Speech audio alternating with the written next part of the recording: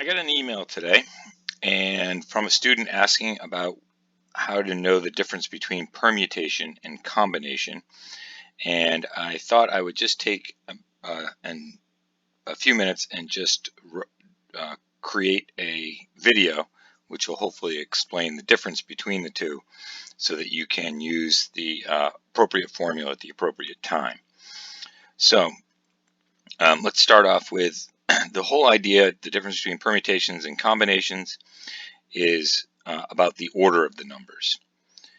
And so if the order of the numbers 1, 2, 3, 4 matter, then what that means is 1, 2, 3, 4 and 4, 3, 2, 1 are two different permutations. And so that's why they say permutation order matters. Whereas in a combination, the order doesn't matter. So 1, 2, 3, 4 is equal to 4, 3, 2, 1.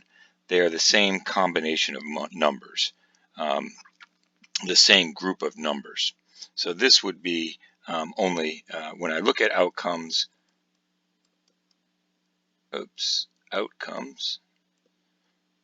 this would have permutation, in this case would have two outcomes, and a combination of these numbers would only have one outcome.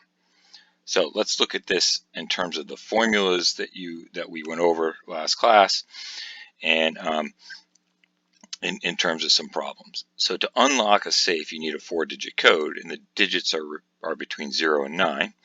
How many different codes are possible if the digits cannot be repeated? So what we're looking at is order does matter in this case, because the 4-digit code of 1, 2, 3, 4 would be different than 4, 3, 2, 1. So if you think about that, then that means the first code could have 10 different options, and the second number could only have 9 because one of the numbers was used, and the third number could only have 8, and the fourth number could only have 7, and that will get you to your value. The slides we showed, the formula for this is how many different possible outcomes do you have, and then divide it by, that's 10 factorial, divide it by the 10 factorial minus 4, because that's how many you're using of those codes, and that will get you to 10 factorial divided by 6 factorial, which again gets you the 10, 9, 8, 7 value. And in our case here, if you were to multiply those out, you come out with 5,040 different permutations, or different codes in this particular case. So where that differs from the next problem would be, well, look, what if the order didn't matter, and in fact 1, 2, 3, 4 is the same thing as 3, 2, 1, 4 and 4, 1, 3, 2. They're all the same thing. They're just the combination of those four numbers.